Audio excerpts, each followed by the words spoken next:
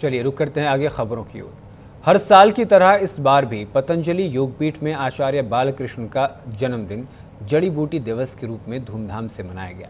इस मौके पर योगाचार्य योग गुरु स्वामी रामदेव और आचार्य बालकृष्ण ने पतंजलि फेज 2 की योगशाला में वैदिक विधि विधान से यज्ञ और हवन किया और औषधीय पौधों के संरक्षण का संकल्प लिया। इसी को लेकर संवाददाता प्रवेश राय ने स्वामी रामदेव और आचार्य बालकृष्ण से खास बातचीत की। क्या कुछ कहा है, सुनवाते हैं। इस वक्त हम मौजूद हैं पतंजलि में और जैसे कि आपको बता दें कि हर साल की भांति आज आचार्य बालकृष्ण जी का जन्मदिन है। इसी क्रम में हमारे साथ स्वामी रामदेव जी मौजूद हैं। आइए इनसे जानते हैं, आज जड़ी बूटी दिवस मनाया जा रहा है, तो किस तरीके से मनाया जा रहा है, कैसे? जड़ी बूटियाँ हमारे ऋषियों की सबसे प्राचीन विरासत है।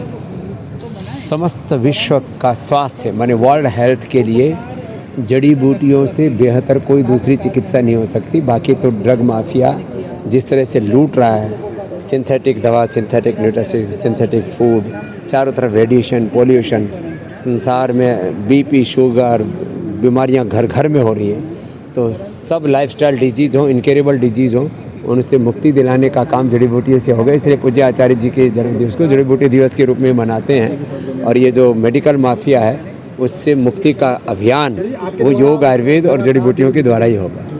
स्वामी जी, पतंजलि हर फील्ड में है कहीं ना कहीं, पोल्यूशन पे किस तरीके से देश की जनता को?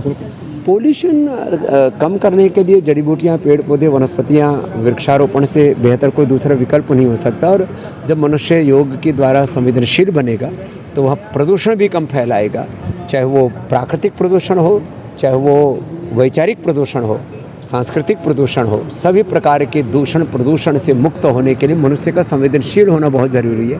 तो योग के द्वारा ये सब हो रहा है और होगा।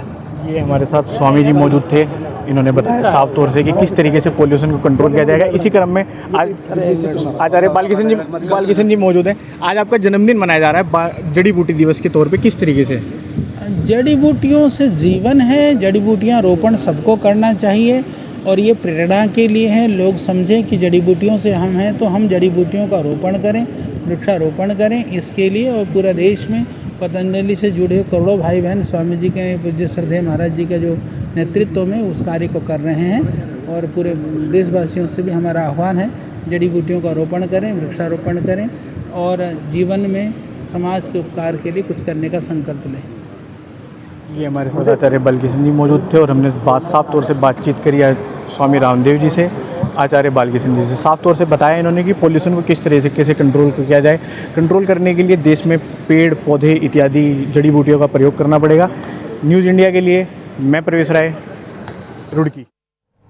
और इसी के साथ इस बुलेटिन में इतना ही। देश और दुनिया की तमाम बड़ी और अहम खबरों के लिए देखते रहिए न्यूज़ इंडिया। नमस्कार।